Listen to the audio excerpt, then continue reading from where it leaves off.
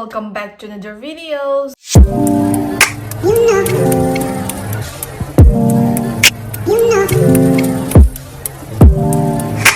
So, ngasigi videos tadi ay mamangdasu tawzakhre sigi reading se ko ado mayam na muka request to birapagi sigi reading se mo halagtoni da mayam na title dagi su khangbiramani karma gi oiba reading oilone ba ko ado karma gi oiba reading se kaino habado mayam na su hena khangbiram ba su ay ado ay hafetang hana explain tawzage haidi like relationship kumba khaki wana tana ekhoida aran ba tawramba kwa adagi ekhoida kairakpa haidi adum relatives oi bi friends oi bi haidi khoina sukai kai da bida isada aran ba tawramba gumba adagi betray tawramba cheat tawramaga chatkiba adugumba mi da dum base choba yai ba kwa aduduga sigi reading sida haidi isana lale na di khangaga kay haini mingonda oina mara season bagi type tawba adugumba di yaroi ko maramdi isana kitang honest oi bamdi changani isana lalaga di isana lale na dum admit tawbiyu aduda tabida isana sungan la dabida isada kairamba akaiba thabak tawramba cheat tawramba betray tawramba adagi isagi mangna ba thabak tawramba adugumba mi da dum base tawraga yengba yaye ba ko sigi reading se haidi moina adum tawzaru badugi afaba tawgera phattaba tawrongera tawrami badugi mahai adune source dadi mostly phattaba tawramba mi da base tawrani duna moina haidi isada kairamba isada phattaba tawramba or isada mangthangna ba tawramba mi do aduduna kari karma phangadage habagi maramda reading se lakadoine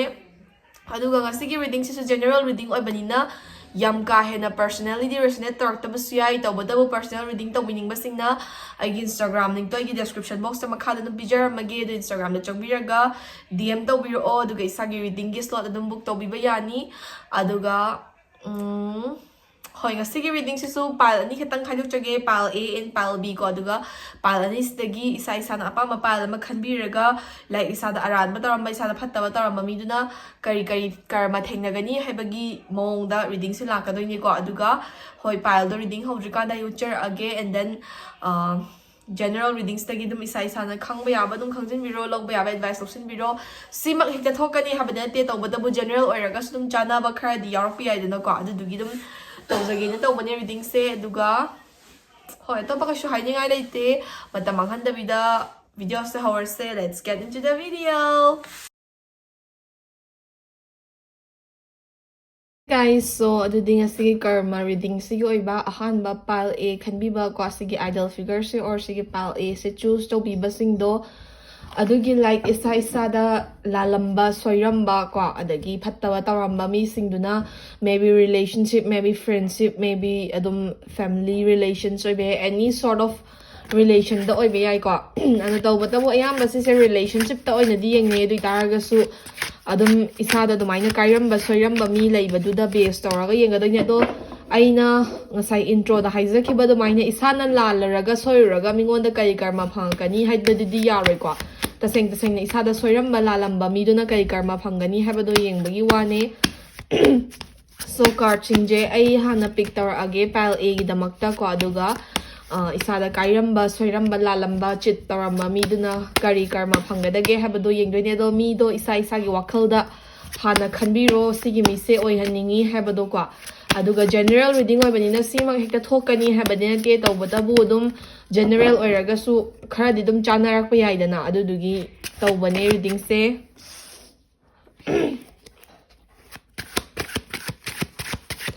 so hama card che pick tawdarege ko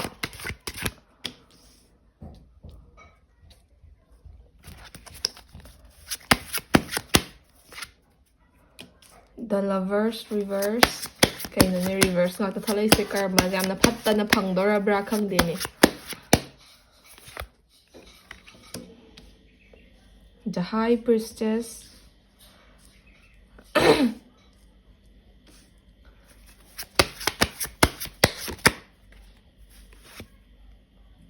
four of swords ko so sige card khaise pile A khanbri ba ichil now singi damakta haide like isa da soiramba lalamba miduna kari karma phangani habidugi maramda reading se lakadoine ado ahanmada sige the high priestess sariba card che thole eko sige the high priestess sariba card chigi matungina pile A khanbri ba singse isa da hojiki isa na wakal da khanbri ba ko isa da kairamba kai ba thaba ama taramba soiramba lalammi ba mido मासे हौजे मक्की ओइना माना खल्लिबसना चुम्मी हाइबगी वाखलोंदा लेयेबा हाइदे हौजे से मासे मा लाली हाइबसे admit तौनिंगदे मागे life से दुम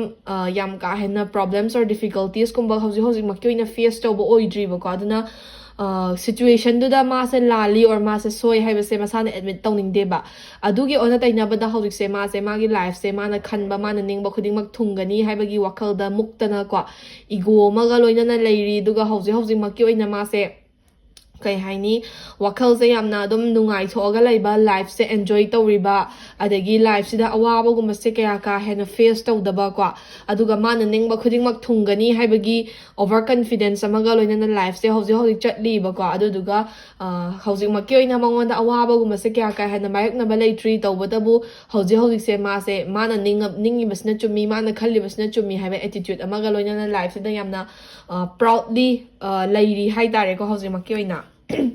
सिगी card मरी सिना माना थेंगनरकपा याबा कर्मदुने तप तपना लाकदौरिबा और याम थुना लाकदौरिब्रा हाइबदुदि कार्ड सिदगी येंगसेको अदो कार्ड थोलाइजे 4 of swords 4 of wands 2 of coins को अदो रिवर्स ने से अनि मा रिवर्स अहुम मा रिवर्स ने दुगा अमना नॉर्मल पिक ने नॉर्मल पिक सिजु नेगेटिव कार्ड ने को तौबदबु कार्ड सिंगसिना कई हाइगे हामतमदा हौजे यामना अथुबा हायेंग हंजितमक्तदी मी सिदा कर्म से लाखिरोइबको हाइदी कर्म से लापदा मतम चंगी हाइदी सिगी मी से हौजे मक्की ओइना मासे यामना हाई माइंडेड ओइरगा माना खल्लिबा माना निंगिबसना चुम्मी हाइना लेइरनको तौबदबु कर्म से हौजे हायेंग हंजितमक और खुदक्तदी लाखिरोइ दुबु कर्म से लाकदबुदी लेइरेबा कर्म से कमाइना लाकनी हामतमदा हौजे फावबदा माना यामना माना निंगिबसना चुम्मी माना निंगबा खुदिंगमक थुंगनी हाइना थमिबा एक्सपेक्टेशन जा सिजे नोंमगी सुम डिसऑर्गेनाइज ओइरकबा मागी लाइफ से को अदुम माना तौरबा थबक से माइ पाक्लक्तबगुंबा अदगी माना यामना थाजना खंजबा लोइनाजबा मीदुना मंगोंदा बिट्रे तौबिरंबगुंबा को अदुगा पैसा नुसागी फील्ड माना कारबार तौमिनाबु ओइरो बिजनेस तौमिनाबु ओइरो इन्वेस्ट तौमिनाबु ओइरो दुमाइना मागा यामना नकनाबा मी खराना मंगोंदगी कई हाइनी खुदोंग चाबा कानाबा खरा लौथोखिबगुंबा अदुगा मासे डे टू डे लाइफ से यामना दि थबक चिनबगी मोंगदा यामना बिजी ओइना दि लेहौरगा कानाबम खंगदबा माना होटनाजरिबा एफर्ट तुगा फंगकपा रिजल्ट का चानादबा अदुगुंबा यामना डिसऑर्गेनाइज ओइबा इवेंट खरा मागी लाइफ से थेंगनगदौरिबा कर्म सिगी अहौबदको अदो कर्म से हयेंग हंचित हेक्ता लाकदौबदि नते कर्म से लाकपदा मतम खरदि लौगिनी अदो मे बी 4 to 6 months अदुमाइन दि लौगिनी दो 4 to 6 months सिदा कर्म से हेक्ता लोइनमक लानी हाबदे तेको कर्म से तप तपना फंगकदोइनेबा मानको अदुना खुदक्ता अमुक्ता पुलब जॉब लाउना लाकदबदि नते अदुबु 4 to 6 months फाइसिदगी तप तपना मागी लाइफ से लाकबा हौरनीबा कर्म से माई लाइफ से डिसऑर्गेनाइज ओइबा हौरानी पैसा नुसागी ओइबा डिफिकल्टीज हार्डशिप फेस तौबा हौरानी माना ट्रस्ट तौबा मीना मंगोंदा थाजबा मांगहलंबा और मंगोंदगी एडवांटेज लौगिबा अदुगुंबा तुम थेंगनाबा हौरानीबको मथंगदा 4 of wands हारिबा कार्ड से रिवर्स थोले एबा अदुगा लवर्स कार्ड से रिवर्स निको सी अनिसना मोस्टली रिलेशनशिप ता बेस तौरनी हाइदी इसाना वखल द खल्लिबे इसादा स्वयमिबा लालेमिबा मीसे मासे हौजे मक्की ओइना दि रिलेशनशिप अमदा लेइबा को हाइदी इसादा चिट तौरमगा चटखिबो ओइबि याय और माना इसादा अरान मखरा तौरमगा रिलेशनशिप से लेगिबो ओइरमबि याय और मा मसागे ओइबा ओन पर्सनल वे दा लेरमबो ओइबि याय को द हौजे की ओइना दि माइ रिलेशनशिप से प्रॉब्लम अमता फेस तौद्रिबा मासे रिलेशनशिप अमदा दि लेइरि तौबदबो relationship the problem gumadi thoidokna face tawdriba ko adu karma se lakba hobadagi di magi relationship sida ngasagi wakhal yam chana bagi tap taramba adagi khana chaina ba yaudana lerama relationship to suddenly issue macha khudingi khana chaina ba yawrakba ko aduga kashu leitaba wa macha khudingi khana ba sauna ba nungaina daba adagi dum relationship se yadabagi mong mataw lakpa constant breakup haidi hitang sauna baga tokna se khotla se dumaina magi haidi ngasagi life to disorganized or pasida relationship se disorganized oiba yawrakka dawri ba ko aduduga sigi card sigi matungina magi relationship sida ngasagi fazna settle tawrage na khanjara kanda sigi problem macha khana chaina ba adugumodigi mathakta parents na yaba yadaba family gi pressure khara som yaraka dawri ba haidi magi relationship se magi side of family na oi bi ai nupi or magi girlfriend or boyfriend gi side of family na oi bi ai ko haidi sigi isana wakhal da khanjari ba person sigi magi side of family na oi bi ai or maga khangnari ba nusinari ba mi tu gi family na oi bi ai relationship se ya de ha bagi question me ama arise tor pa family problem face tor pa ya bagi chances su lai bu kwa aduna magi karma se like 4 to 6 months side gi tap na lak ba ho ba yare ahan bada magi life se day to day life se busy di am na oiraga mana thada zari be effort tu ga phangak pa result ka chana da ba magi life se mina mana thaja ba mina advantage to bi ba paisa nung sa gi feel the disorganized oi ba adagi mu relationship se disorganized oi rak aga relationship si da problem me ama thainari ngai mathak ta family gum gi pressure family gi problem su thainarak pa yai na hai na kwa mathang da mu 4 of swords hai ba card se thol e ba sigi 4 of swords hai ba card chi gi matung ina pile a khanbi ba sing na wakhal da khanbi ba kai hai ni mi se hai ni sa da kairam mi be sa da aran ba ta mi se moi gi life se hauji ma kyoi na budi yamna nungai na leiri yamna ma na ning ba khuding mak thungani hai na khalaga high expectation thamaga hingi hai taraga su athuba matamda dum magi life se ngasai gi disorganization relationship problem mayam sina ma se life to exhausted oi ba tired oi ba my life sida si mayam se thengnari se kai gino kai na khanjarak ba aduga magi ngasai gi ma na isa da soiram bala lamba du di ma se realize sung tau roi ba kwa aduga mangon da thoi ba thodok mayam se unfair oi kai na khanja ba magi karma la ine habadi masana realize tau jada ba kwa aduga mangon da thoi ba awa ba nungai ta ba mayam se mangon da unfair oi mana kyam ta lande hai na khanja gani duga unfair oi life se mangon da yamna kai hai ni justice tau de khote hai bagi nungai ta ba mayam gi complain amasu adum masana thangal ka dauri ba kwa aduna sini pal a khanbe ba singi sai sa da soiram bala lamba mi duna thengna ga dauri ba karma se masana soi ki lan ki habdi realize sung tau roi tau ba bu karma se hauji khudak ta budi la oi tapna lak pa horni life ta disorganization financial problem min advantage to bi ba relationship problem adugi mathak ta ma se my life se amna unfair oi injustice oi haina khanja ba sigumba sing se ma gi karma oina lak ka dauri ba kwa ado si se ngasa aina haijakhiba dumaina isana soiruba oiragadi karma se sigi reading se resonate tawro oi ko aduna isana soiba nataba isada lalamba isada soiramba mi duda base tawrakanda reading se resonate tawrakadoine ado pal a gi di karma gi reading se sida loire aduga mathagi reading amu ngai minarse pal a biriba mayam bunga se di thank you for watching. Hey guys, so mathang sina pile B ko sige ideal figure se or sige tarot deck se choose to be bagay do adugi isa da lalamba isa da soiramba betray taramba chit taramba miyoy do na kari karma phangani haibagi reading no tawdoine ado pile B gi su ai card se pick tawzara age duga kari karma phangadage kayam kuina leraga phangadage haibagi mong do yengase kwa aduga ngasai aina introduction na haijakhiba dumaina isada soiram bala lamba chit taramba betray taramba mi du da base torga yenga kanda reading se resonate tarakadabane plus general reading su oi ko aduna isana kairuba isana soiruba oiragadi reading se resonate tawro oi ko ado yenga se palbi adum isana haidi karma se phanghaningi haiba mi do wakhal da phasina khanbiro aduga reading se yengbiyu go wakhal da hana phasina gi mi se kain hayaga wakhal da haidi karma haiba da wakhal da mi ma di thola amani na ko adu khanbiro aduga yenga se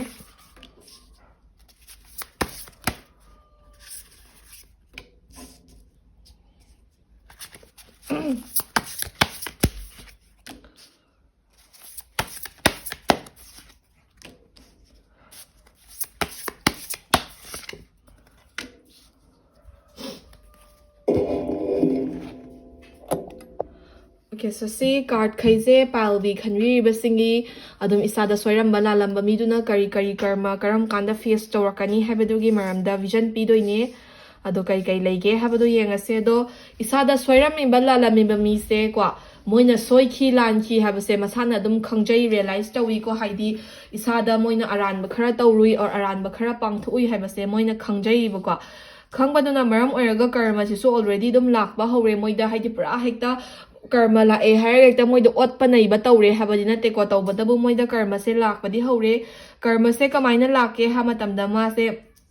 hauji se mana tawr ba thabak ta ko haidi sana khanbi ba mi se mana tawr ba thabak ta mai pak pangam daba adagi ꯊꯕꯛ ꯄꯥꯡꯊꯣꯛꯄꯅ ꯈꯤꯇꯪꯈꯛ ꯄꯥꯡꯊꯣꯛꯄ ꯑꯗꯨꯒ ꯃꯤꯅ ꯀ꯭ꯔꯛ ꯌꯦꯡꯁꯤꯟꯕꯩ ꯇꯥꯏꯞꯇ ꯇꯧꯕ maybe work ꯄ꯭ꯂꯦꯁꯇ ꯑꯣꯏꯕ ꯌꯥꯏ ꯂꯥꯏꯔꯤꯛ ꯇꯝꯐꯝꯗ ꯑꯣꯏꯕ ꯌꯥꯏ ꯑꯣꯔ ꯑꯦꯅꯤ ꯏꯚꯦꯟ ꯑꯃꯗ ꯑꯣꯏꯕ ꯌꯥꯏ ꯃꯥꯅ ꯇꯧꯔꯨꯕ ꯊꯕꯛꯁꯦ ꯃꯤꯅ ꯌꯦꯡꯁꯤꯟꯕ ꯃꯤꯅ ꯉꯥꯡꯅꯕꯤꯕ ꯀꯣ ꯑꯗꯨꯒꯨꯝꯕ ꯑꯗꯨꯝ ꯊꯦꯡꯅꯕ ꯃꯤꯅꯣꯛ ꯃꯩꯁꯥ ꯐꯦꯁ ꯇꯧꯕ ꯍꯥꯏꯇꯥꯔꯦꯀꯣ ꯑꯗꯨꯗꯨꯒ ꯃꯥꯅ ꯌꯥꯝꯅ ꯀꯩ ꯍꯥꯏꯅꯤ ꯄꯥꯝꯖꯅ ꯇꯧꯖꯕ ꯊꯕꯛꯀꯨꯝꯕꯁꯦ ꯃꯥꯅ ꯊꯥꯗꯖꯔꯤꯕ ꯑꯦꯐꯔꯠꯇꯨꯒ ꯐꯪꯉꯛꯄ ꯔꯤꯇꯔꯟꯒ ꯃꯥꯟꯅꯗꯕ ꯃꯥꯅ ꯍꯣꯠꯅꯖꯕꯁꯤꯒ ꯀꯣ ꯐꯪꯉꯛꯏꯕ ꯏꯟꯚꯦꯁꯃꯦꯟꯗꯨꯒꯤ ꯔꯤꯇꯔꯟꯗꯨꯒ ꯃꯥꯟꯅꯗꯕ ꯑꯗꯒꯤ ꯇꯧꯔꯤꯕ ꯊꯕꯛꯁꯤꯗ ꯃꯥꯏ ꯄꯥꯛꯄꯒꯤ ꯃꯍꯨꯠꯇ ꯃꯤꯅ ꯑꯗꯨꯝ ꯉꯥꯡꯅꯕꯤꯕ ꯐꯠꯇꯅ ꯁꯟꯗꯣꯛꯄꯤꯕ ꯑꯗꯒꯤ ꯃꯤꯅ ꯌꯦꯡꯁꯤꯟꯕꯤꯕ ꯑꯗꯨꯒꯨꯝꯕꯅ ꯍꯦꯟꯅ ꯊꯦꯡꯅꯕꯒꯤ ꯃꯑꯣꯡ ꯃꯇꯧ ꯈꯔ ꯎꯏꯀꯣ ꯑꯗꯨꯗꯨꯒ ꯑꯍꯦꯟꯕ ꯀꯔꯃꯒꯤ ꯑꯣꯏꯕ ꯚꯤꯖꯟ ꯈꯔꯁꯨ ꯄꯤ ꯑꯍꯦꯟꯕ ꯀꯔꯃꯒꯤ ꯑꯣꯏꯕ ꯚꯤꯖꯟꯁꯤꯅ ꯀꯔꯤꯅꯣ ꯍꯥꯏꯕ ꯃꯇꯝꯗ ꯃꯥꯁꯦ ꯗꯦ ꯇꯨ ꯗꯦ ꯂꯥꯏꯐꯁꯦ ꯃꯥꯅ ꯑꯗꯨꯝ ꯗꯤꯁꯁꯦꯇꯤꯁꯐꯦꯛꯁꯟꯅ ꯍꯦꯜꯂꯛꯄꯀꯣ ꯍꯧꯖꯤꯛꯁꯦ ꯍꯥꯏꯗꯤ ꯃꯥꯅ ꯅꯨꯡꯇꯤꯖꯥꯒꯤ ꯈꯟꯖꯕꯁꯤꯅ ꯑꯃ ꯑꯗꯨꯒ ꯔꯤꯌꯦꯂꯤꯇꯤꯁꯤꯅ ꯑꯃ ꯑꯗꯒꯤ ꯃꯥꯅ ꯅꯤꯡꯖꯔꯤꯕꯁꯦ ꯊꯨꯡꯕꯁꯦ ꯍꯧꯖꯤꯛꯃꯛꯀꯤ ꯑꯣꯏꯅꯀꯣ ꯃꯥꯁꯦ ꯀꯔꯃꯁꯦ ꯐꯦꯁ ꯇꯧꯔꯤꯕꯅꯤꯅ ꯃꯥꯅ ꯊꯕꯛ ꯑꯃ ꯑꯣꯏꯅꯅꯕ ꯍꯣꯠꯅꯖꯕꯕꯨ ꯑꯣꯏꯔꯣ ꯑꯣꯔ ꯔꯤꯂꯦꯁꯟꯁꯤꯞ ꯑꯃ ꯑꯣꯏꯅꯅꯕ ꯍꯣꯠꯅꯖꯕꯕꯨ ꯑꯣꯏꯔో ꯃꯥꯅ ꯊꯥꯗꯖꯔꯤꯕ ꯑꯦꯐꯔꯠꯇꯨꯒ ꯐꯪꯉꯛꯄ ꯔꯤꯇꯔꯟꯒ ꯃꯥꯟꯅꯗꯕ ꯑꯗꯒꯤ ꯃꯥꯅ ꯀꯩ ꯍꯥꯏꯅꯤ ꯌꯥꯝꯅ ꯊꯥꯖꯅ ꯈꯟꯖꯔꯨꯕ ꯃꯤꯗꯨꯅ ꯃꯥꯁꯦ ꯂꯥꯏꯊꯣꯛꯄꯤꯔꯝꯕꯒꯨꯝꯕ ꯑꯗꯨꯒꯨꯝꯕ ꯈꯔꯁꯨ ꯑꯗꯨꯝ ꯐꯦꯁ ꯇꯧꯕꯒꯤ ꯃꯑꯣꯡ ꯃꯇꯧꯁꯤ ꯎꯏꯀꯣ ꯑꯗꯨꯗꯨꯅ ꯍꯧꯖꯤꯛꯁꯦ ꯗꯦ ꯇꯨ ꯗꯦ ꯂꯥꯏꯐꯁꯦ ꯃꯥꯁꯦ ꯍꯣꯏ ꯃꯥꯅ ꯁꯣꯏꯔꯨꯕꯒꯤ ꯃꯥꯁꯦ ꯀꯔꯃ ꯐꯪꯉꯤꯅꯦ ꯍꯥꯏꯕꯗꯤ ꯈꯪꯖꯩ ꯃꯁꯥꯅ ꯔꯤꯌꯦꯂꯥꯏꯁ ꯇꯧꯖꯩꯕꯀꯣ ꯑꯗꯨ ꯗꯦ ꯇꯨ ꯗꯦ ꯂꯥꯏꯐꯁꯦ ꯌꯥꯝꯅ ꯗꯤꯁꯁꯦꯇꯤꯁꯐꯥꯏꯠ ꯑꯣꯏꯕ ꯌꯥꯝꯅ ꯄꯦꯟꯗꯕ ꯅꯨꯡꯉꯥꯏꯇꯕ ꯑꯗꯨꯒꯨꯝꯕ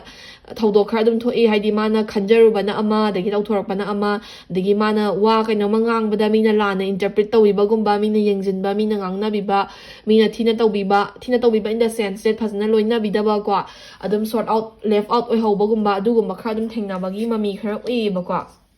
ꯑꯗꯨꯒ ꯀꯔꯃꯁꯦ ꯍꯧꯖꯤꯛ ꯇꯞꯅ ꯂꯥꯛꯄ ꯍꯧꯔꯛꯑꯦ ꯑꯗꯣ ꯌꯥꯝ ꯀꯥ ꯍꯦꯟꯅ ꯍꯥꯏꯗꯤ ꯍꯌꯦꯡ ꯄꯨꯟꯁꯤ ꯆꯨꯞꯄ ꯑꯗꯨꯝ ꯀꯔꯃꯁꯦ ꯐꯪꯉꯒ ꯂꯩꯅꯤ ꯍꯥꯏꯕꯃꯛꯇꯤ ꯂꯩꯇꯦꯕꯀꯣ ꯇꯧꯕꯇꯕꯨ ꯀꯔꯃꯁꯦ ꯍꯧꯖꯤꯛ ꯇꯞꯅ ꯂꯥꯛꯄ ꯍꯧꯔꯒꯁꯨ ꯃꯇꯝ ꯈꯔ ꯑꯗꯨꯝ ꯊꯦꯡꯊꯅ ꯂꯩꯈꯤꯗꯧꯔꯤꯕ ꯀꯔꯃꯁꯦ ꯑꯗꯣ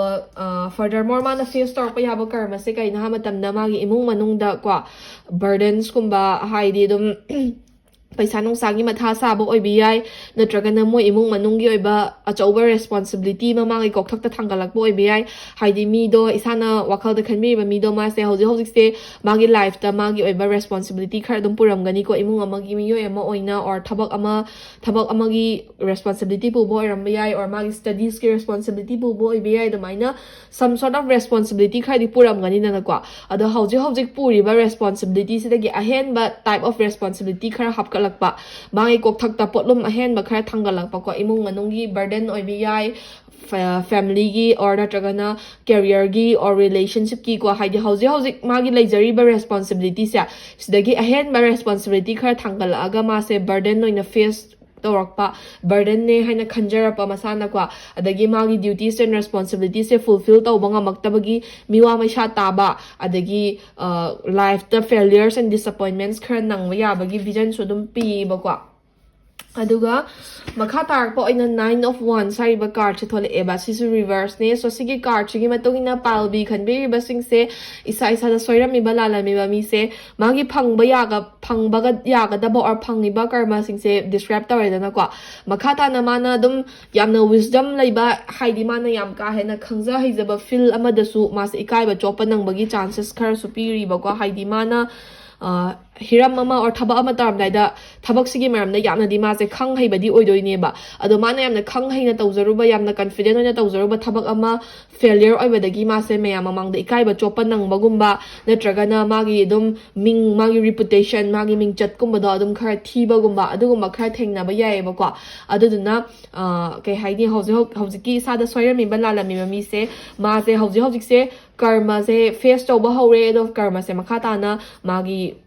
different types of ꯐꯣꯝꯗ ꯐꯦꯁ ꯇꯧꯔꯛꯀꯗꯧꯔꯤꯕꯀꯣ ꯍꯥꯏꯕꯗꯤ ꯀꯥꯔꯠꯁꯤꯡꯁꯦ ꯑꯃꯨꯛꯇꯪꯒ ꯁꯝ ꯑꯞ ꯇꯧꯖꯔꯛꯀꯦ ꯑꯍꯥꯟꯕꯗ ꯃꯥꯁꯦ ꯍꯧꯖꯤꯛꯁꯦ ꯃꯥꯅ ꯇꯧꯔꯨ ꯊꯕꯛꯇ ꯃꯥꯏ ꯄꯥꯛꯄꯒꯤ ꯃꯍꯨꯠꯇ ꯃꯤꯅ ꯌꯦꯡꯁꯤꯟꯕꯤꯕ ꯃꯤꯅ ꯊꯤꯅ ꯉꯥꯡꯅꯕꯤꯕ ꯃꯤꯅ ꯐꯠꯇꯅ ꯏꯟꯇꯔꯄ꯭ꯔꯤꯠ ꯇꯧꯕꯤꯕ ꯑꯗꯨꯒꯨꯝꯕ ꯈꯔ ꯒꯣ ꯊ꯭ꯔꯨ ꯇꯧꯔꯤꯅ ꯍꯥꯏꯔꯦꯀꯣ ꯑꯍꯥꯟꯕꯗ ꯍꯧꯖꯤꯛꯁꯦ ꯀꯔꯃꯁꯦ ꯂꯥꯛꯄ ꯍꯧꯕꯁꯤꯗꯀꯣ ꯑꯅꯤꯁꯨꯕꯗ